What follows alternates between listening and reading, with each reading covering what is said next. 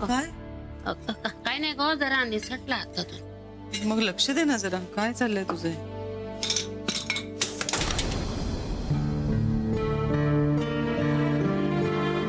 काय गो, काय झाला? काही नाही, निसटलं, माझ्याही हातून निसटलं. मला काही कळे नसतं झालंय सध्या. तू माका बोललास, तुझं पण तेच चालला. आई आई तुम्ही दोघी बाहेर बसा, मी करते हे सगळं. अगो इतकं सगळं नाही, तू शांत कशी? अम्मांशी जरा समजुतीने बोलायला हवं होतं का ग? बोललो की, समजुतीनंच बोललो ना आपण. नेहमी त्यांना समजून घ्यायचाच प्रयत्न केला आहे आई. त्यांच्या कलाने घेताना स्वतःच्या स्वाभिमानाचाही विचार केला नाही. कित्येकदा अपमान केलाय त्यांनी माझा, पण त्याचाही इशू केला नाही ग कधी. हो, पण त्या वयानं मोठ्या आहेत, अनुभवानं मोठ्या आहेत. तुझ्यासारखंच मानलं मी त्यांना, म्हणून तर ऐकून घेतलं ना त्यांचं.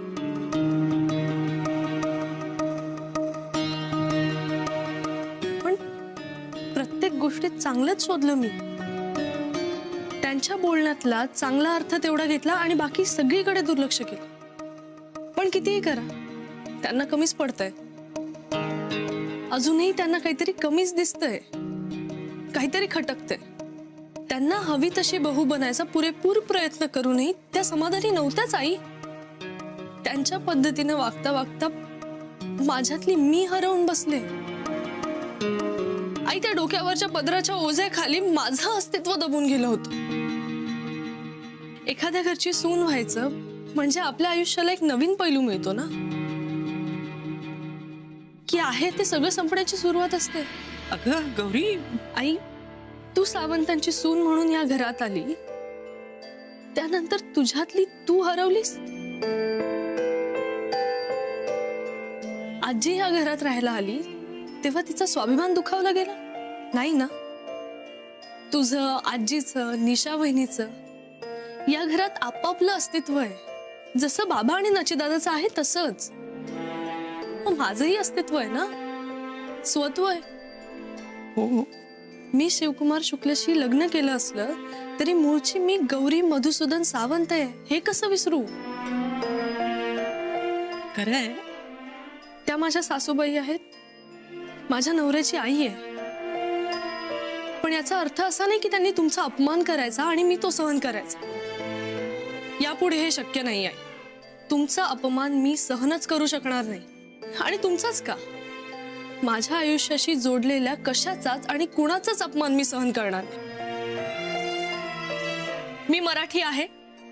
मला माझ्या संस्कृतीचा, संस्कारांचा, माझ्या भाषेचा, माझ्या विचारांचा, व्हॅल्यूजचा अभिमान आहे. आणि त्या सगळ्याचा मान ठेवायची आणि ठेवायला लावायची धमकही माझ्यात आहे.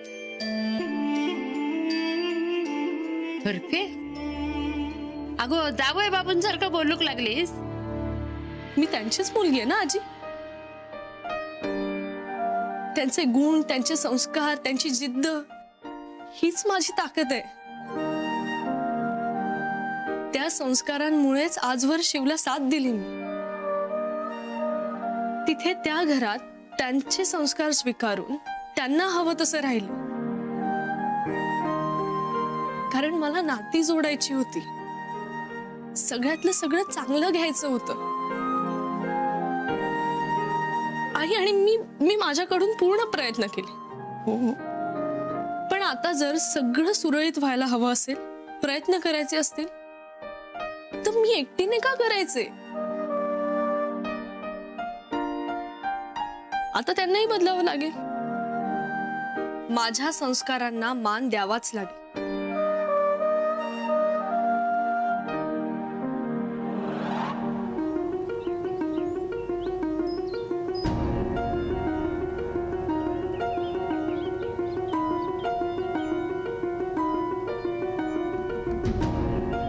ऐसा कैसा बिहेव कर सकते हो अम्मा के साथ? गौरी जी ने भी बदतमीजी की।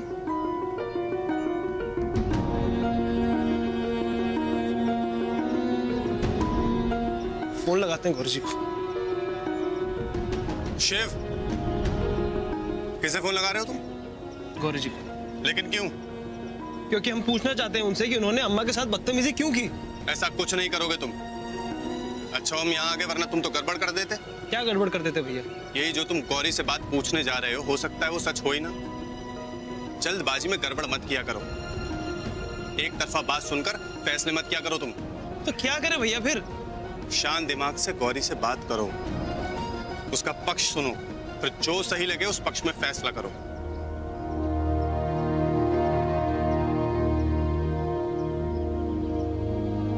आप सही कह रहे हैं भैया, हमें गौरी जी का भी पक्ष सुनना चाहिए। वैसे अम्मा कैसी है? अभी ठीक है, बड़ी मुश्किल से शांत किया हमने। उनके लिए हम फल लेकर आते हैं, कुछ खा लेंगे। चलिए हम भी चलते हैं आपके साथ। नहीं नहीं नहीं नहीं, तुम यहीं रहो और शांत दिमाग से गौरी से बात करो। लेकिन आपको पता, तुम हमारी चिंता मत करो, हमने दुकान देखी है। तुम गौरी से बात करो अभी, शांत दिमाग से।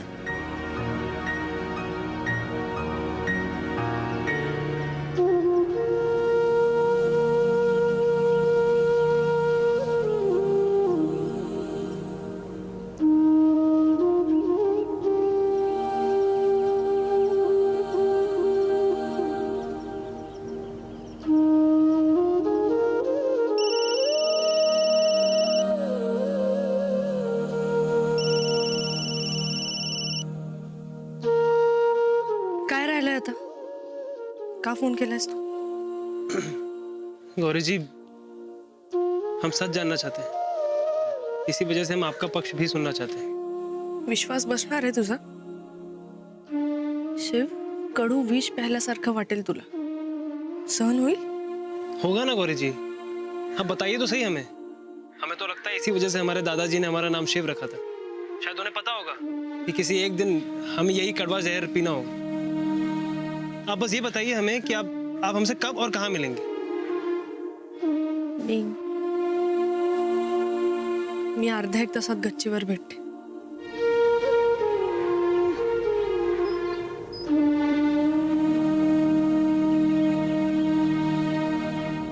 गौरी जी ने आज तक तो हमसे ऐसी बात नहीं की। जरूर अम्मा ने कोई ऐसी बात की होगी जो उनके बर्दाश्त के बाहर है। कहाँ लाड़ प्यार में पला हमारा शहजादे जैसा मुन्ना, और कहाँ ये कबाड़ खान जैसा घर। अरे ये घर है या माचिस की डिबिया? पता नहीं लोग कैसे रहते हैं यहाँ पर। हम एक पल के लिए भी मुन्ना को यहाँ नहीं रहने देंगे, और गौरी की वजह से तो मुन्ना को बिल्कुल तकलीफ नहीं उठाने देंगे। और शामी हवाई जहाज से मुन्ना को बनारस ले जाएंगे हमेशा के लिए।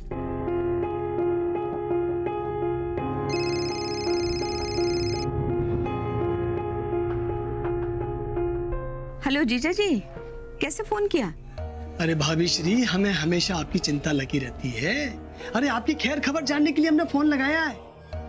जीजा जी, वैसे हम आपका धन्यवाद कहना चाहेंगे। आपने समय रहते हमारी आंखें खोल दी, वरना आज का दिन हम कभी नहीं देख पाते। भाभी श्री, ये प्रभुदयाल पांडे ही आपका सच्चा शुभचिंतक है, इसलिए अपना अपमान, अपना नुकसान सब कुछ सहकर भी आपके भले के ही बारे में सोचता है। काकई जानते हैं जीजा जी, और इसके लिए हम आपके बहुत बहुत आभारी भी हैं। हाँ भाभी श्री, इसकी कोई आवश्यकता नहीं है। बस आप तो ये बताओ कि आपके जाने के बाद क्या हुआ वहाँ? जीजा जी, हम बनारस आके आपको विस्तार से सब कुछ बताएंगे। बस इतना जान लीजिए जीजा जी कि हमने गौरी और उसके घर वालों को उनकी औकात दिखा दी है। हाँ, और हम मुन्ना को लेके बनारस आ रहे हैं हमेशा के लिए। अच्छा, इसी खुशी के मौके पर वो हम कहा मेरठ वाले पाठक जी से शिव के रिश्ते की बात चला दें भाभी श्री। अरे करोड़ों के आसामी हमने सुना है, और उनकी इकलौती बेटी है, वही वारिस है सारी संपत्ति की। काकई नहीं नहीं जीजा जी, नहीं मतलब हमारे कहने का मतलब है अभी नहीं। वो क्या है, मुन्ना अभी बहुत दुखी है ना? पहले उसे इस दुख से उबार लें, फिर उसका संसार बसाएंगे हम। अरे लेकिन भाभी जी, हमारी बात तो सुनो आप। जीजा जी, जल्दबाजी का नतीजा एक बार भुगत चुके हैं हम। अब दोबारा वही बात करेंगे ना तो मुन्ना भड़क जाएगा। ठीक है, जैसा आपका निर्णय। का कही, बस अब हमें तो इंतजार है, अब जल्दी से आओ, हमें सब किस्सा सुनाओ। का कही, बड़े बेचैन हो रहे हैं। और भाभी वो क्या कहते हैं मराठी में, फोन ठेवतो है, हैं? कहा कही शिव और गौरी, तुम दोनों को अपने रिश्ते पर बड़ा अभिमान था। अब देखना हम इस रिश्ते का कैसे अंतिम संस्कार करते हैं।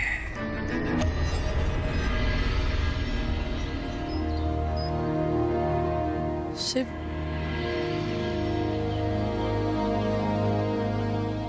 क्या हुआ?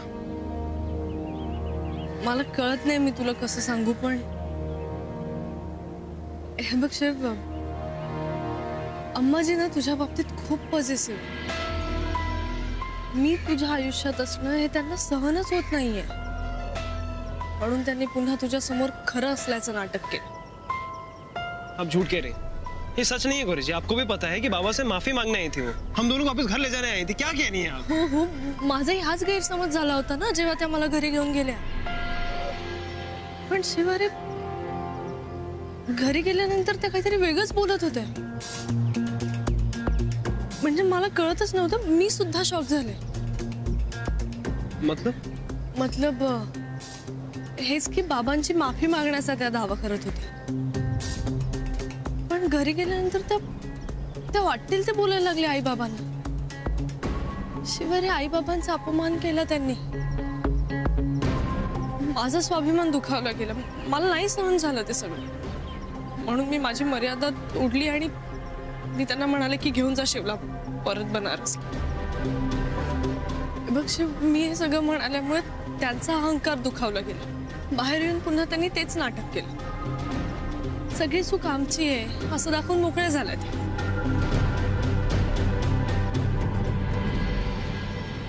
यकीन नहीं होता गौरी जी. अम्मा ऐसे कैसे कर सकती हैं? शिवारे, माझाही विश्वास बसत नाहीये. म्हणजे मला कळतच नाहीये की अम्माजी इतका तिरस्कार का करतात माझा. शिव, मला नाही वाटत की ते आपल्याला एकत्र येऊ देतील. म्हणजे लहानपणी बाळाची नाळ कापली जाते ना, पण अम्माजी ती नाळ कापायलाच तयार नाहीये.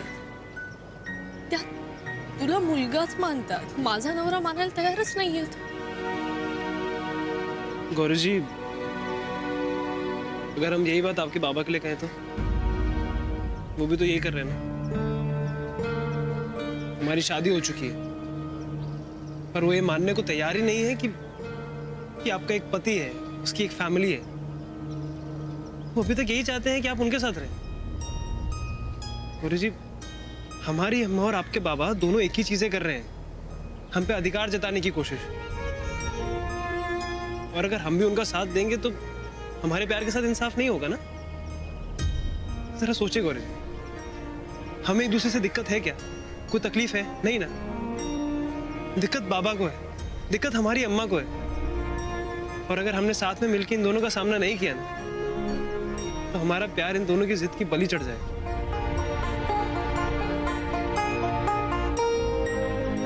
बोलिए गौरी, इन दोनों को हैंडल करने में आप हमारा साथ देंगे? हो शिव,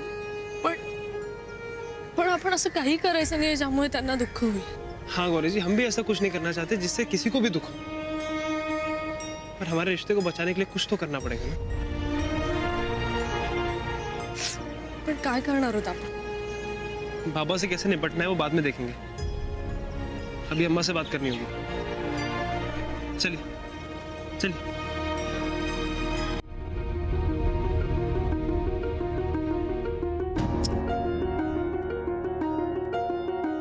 अरे हवाई जहाज का समय हो रहा है और ये लड़का कहाँ है?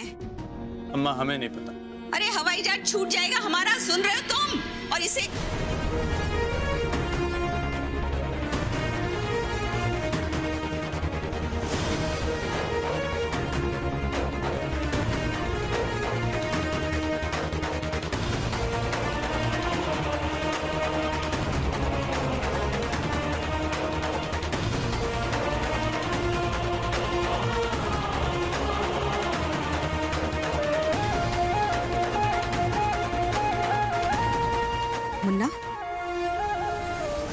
ये यहाँ माफी मांगने के लिए आई है ना, तो इससे कह दो समय निकल गया, अब कोई फायदा नहीं, चली जाए यहाँ से।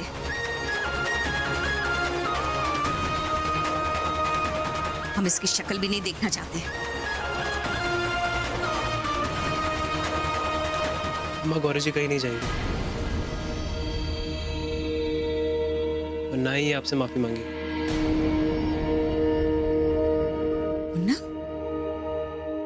आप खुद ही सोचिए ना अम्मा, अगर आपका और बाबा जी का किसी ने ऐसे अपमान किया होता तो हम भी वही करते जो गौरी जी ने किया।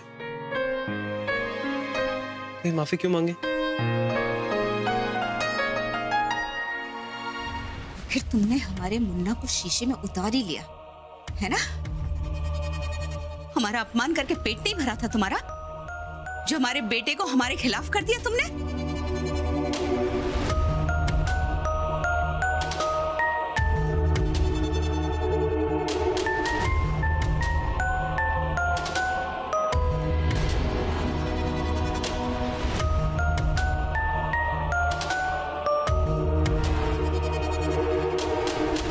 आप कहीं नहीं जाएंगे। अम्मा के सवाल का जवाब हम आपके सामने देंगे। अम्मा, गौरी जी ने हमें आपके खिलाफ नहीं किया, उन्होंने सिर्फ सच बताया हमें, और इतनी अकल तो है हमें कि सच और झूठ का अंतर समझ सके।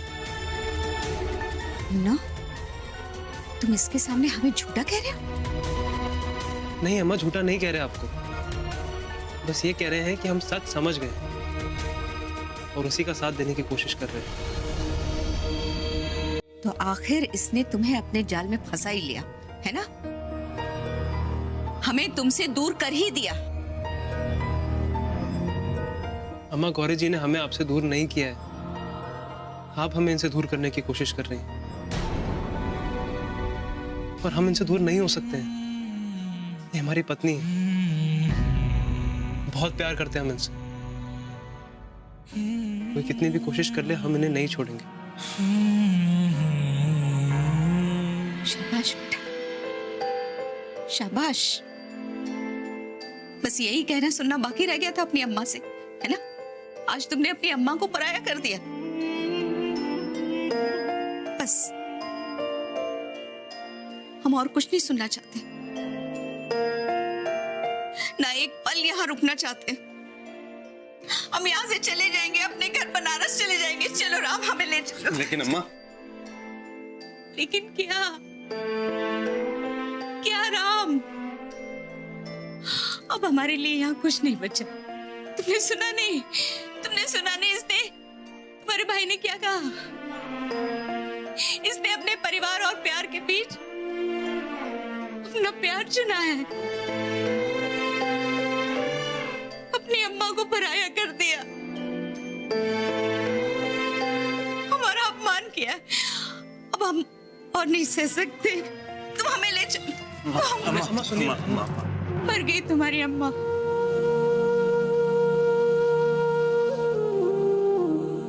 तुमने जीते जी अपनी अम्मा को मार दिया।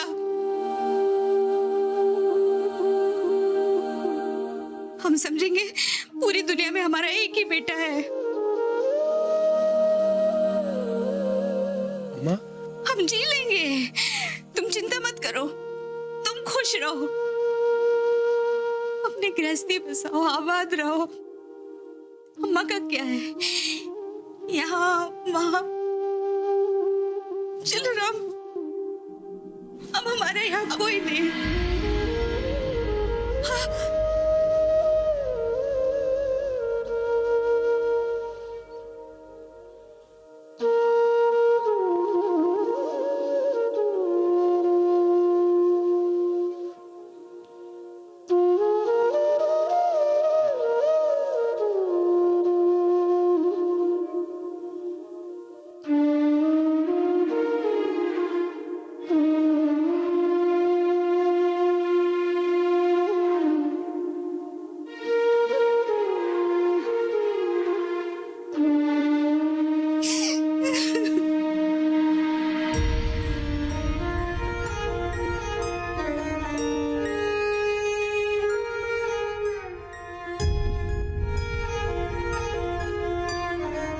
शिव, चिंता मत कर, हम अम्मा को समझाते हैं।